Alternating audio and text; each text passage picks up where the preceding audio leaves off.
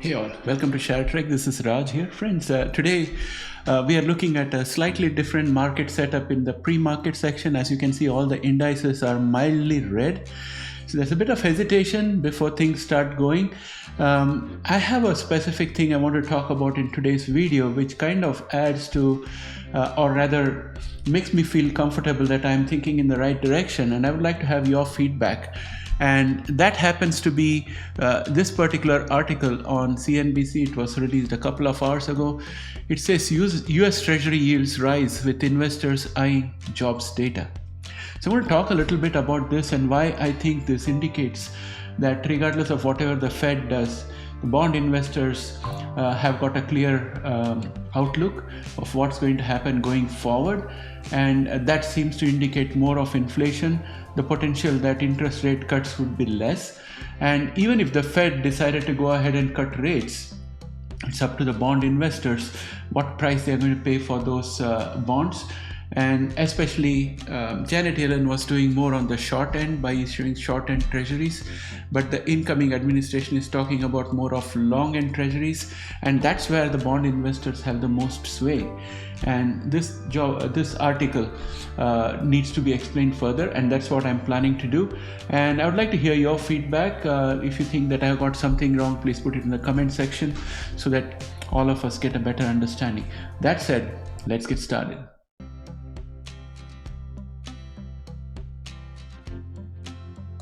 Welcome back, friends. Treasury yields represent the return investors earn when they buy government bonds. When bond prices fall, yields rise, and when bond prices rise, yields fall. This inverse relationship happens because the fixed interest payment becomes a smaller percentage of the bond's price as the price rises. And this is how the bond mechanism works. The current news that we are seeing out here suggests that the labor market may not be as strong as anticipated, which could indicate a slowing economy. Normally, this might lead to lower yields because weaker economic data could make the Federal Reserve less likely to rise interest rates. However, yields increase instead.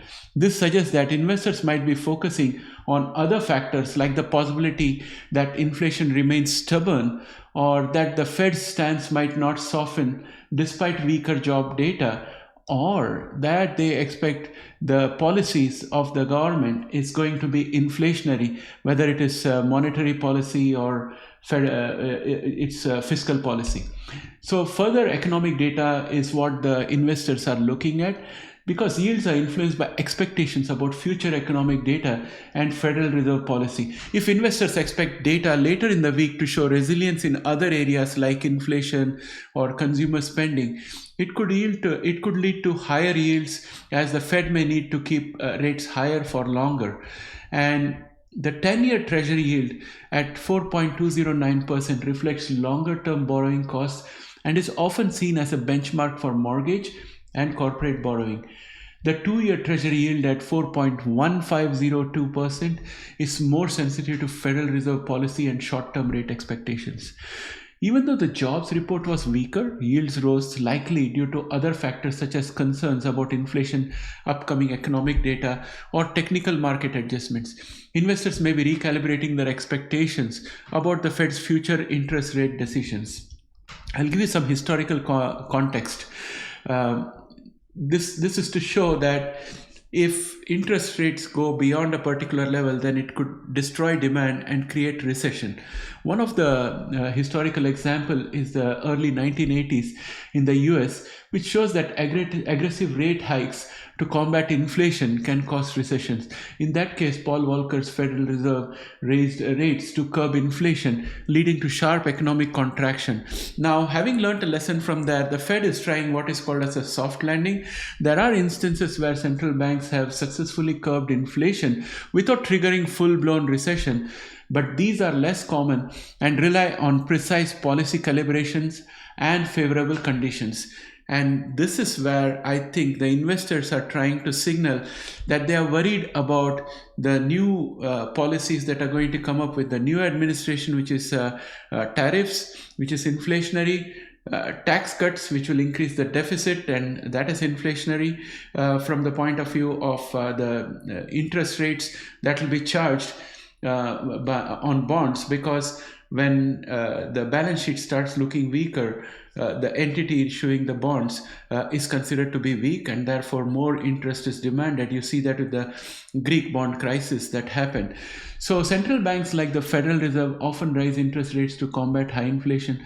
By increasing the federal funds rate, they aim to make borrowing more expensive, which reduces demand in the economy. This helps curb inflation but also slows economic growth. However, bond investors play a crucial role in influencing interest rates through the bond market, independent of or even counter to the Federal Reserve actions. And here is how the dynamic works. Bond yields and prices move inversely. When bond prices fall due to a sell-off by investors, bond yields rise. Yields represent the effective interest rate on bonds, and higher yields can drive up borrowing costs across the economy. You can also think of it this way. If a bond issuer is economically weak or financially weak, or their balance sheet is weak, then the buyer of that bond is going to expect a lot of premium, and that premium is a higher interest rate. So when the borrower is asking for higher interest rates and the bond has already been issued at a particular face value, then the buyer buys the bond at a much lower price than the face value and the market value, and that's how the yields start going up. And that's the way the bond investors can drive the interest rates. Market sentiments and inflation expectations are the key drivers here. If investors believe inflation will remain high, or the Fed isn't acting aggressively enough, they may sell bonds, pushing yields higher. For example, if inflation expectations rise, the real return on bond diminishes, leading to decreased demand and higher yields. And Fed's loss of control over long-term rates is another factor that may be signaled by the bond investors. While the Fed directly influences short-term rates, long-term rates are driven more by market forces. If bond investors demand higher returns for holding long-term debts, borrowing costs rise even if the Fed is attempting to keep the rates lower. New bond issues will become much more difficult, and it will demand a higher premium. And slowly people will start disposing of bonds, and high risk appetite people will start picking it up at lower price, and there comes a time when there is no appetite for the bonds. So this is what could happen. This is what is called as a bond vigilante action, which we have heard of in the past. So that's a worrying sign for me, basically, because it seems that a section of the bond investors feel that probably the kind of aggressive communication coming out of the incoming administration, whether it is regard to BRICS currencies, whether it is regard to tariffs, or whether it's regard to reducing the government employment size, cutting the tax rates, all of those things seem to signal to the bond investor that the precise calibration that is needed for a soft landing is going to be difficult. And in this context, if you look at Jerome Powell's speech, where he was asked whether he's worried about the president interfering with the Federal Reserve, he made it very clear that Federal Reserve is independent, and he's not worried about those things. And the reason why he made those categorical statements is exactly to prevent US Treasury yields from rising. I think he has a lot of work to do out there, and maybe the incoming administration needs to be a bit quiet until they actually become in charge of the government, so that they can do whatever is needed in order to tamp down on a lot of these fears. So friends, that's what is driving the markets today, and this thing can change in a dime with another tweet or something from President Trump, incoming President Trump. So we'll watch what happens out here.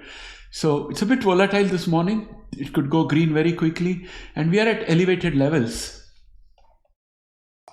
If you look at NASDAQ futures here, you can see that it's very elevated, and it's like you are pulling an elastic. And once you pull an elastic to a particular extent, the elastic is likely to snap, and that releases a lot of energy.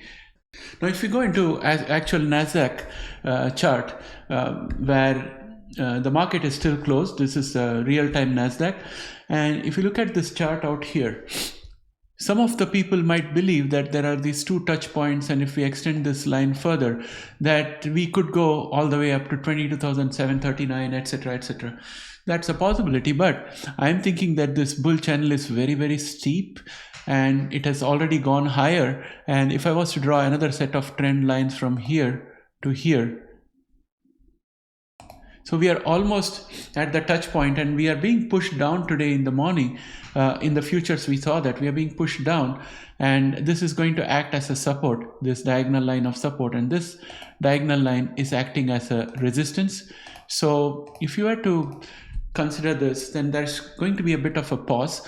However, if you look at the MACD, it's still fully bullish and momentum is pretty strong, and RSI is at overbought.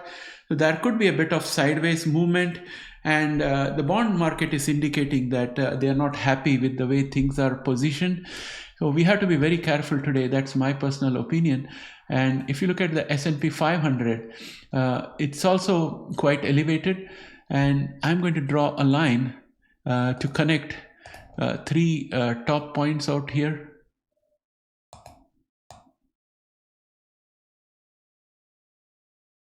So S&P 500 shows that there is still room for it to go up.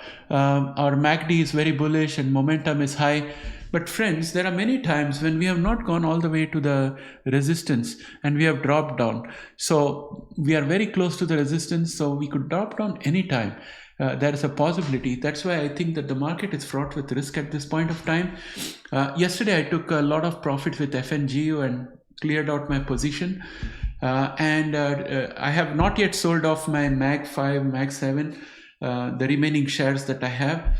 And today I'll be seriously thinking of taking off some of those and lock some profits. I have got fair amount of cash handy as the market goes down. Now, if you look at the past, we have seen markets drop significantly. Let us say the last drop that we had, which was almost 25% drop, and it was from 3rd January 2022 to 7th of October 2022. That's a long period of time. So that would be January, February, March, April, May, June, July, August, September, October, almost 10 months. So if I was to do the same thing out here and take out 10 months, so we are in December, and let us say 10 months come somewhere around September, end of September, let us say.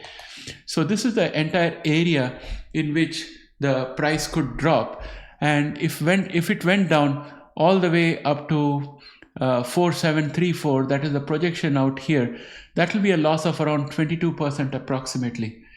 So this is a possibility that it could happen. And if one were to dollar cost average, they need a lot of money and they need to be careful on the way down, because the way down is not going to be straight. The way down is going to be with a lot of fake upward movements and then going down. So one has to be careful. The whole market is treacherous as such, and you become more sensitive to it as you grow older and your risk appetite becomes lower, and you are very much looking forward to this when you are younger and your prime earning years are still ahead of you, because you can take the risk. And even if you made a wrong move and bought dollar cost average and exhausted all your money before the market came to the bottom, you can still afford to wait for a year and then add some more money and start dollar cost averaging and look forward to profits and take profits at a later time. But when it comes to people who are of a certain vintage, let us say 60 and above, then their income earning potential is gone, and you become more sensitive to retaining your capital and getting some money out of it, and that's where the defensiveness comes. So if you look at the whole market, there are people who are very young, high risk appetite, and there are people who are older, low risk appetite, and there's a combination of all of these people in the market. And the people who are selling now at this stage are the people who have got lower risk appetite, and they are quite happy to take this profit and sit in the sidelines and wait for the market to drop. On the other hand, people who are piling in right now are the ones who have got extra cash lying around and who are thinking that this will be a good opportunity to make some money, and they are willing to take the risk. So you have to think about your own situation, look at your own budget and your risk profile, and decide what you want to do at this point of time.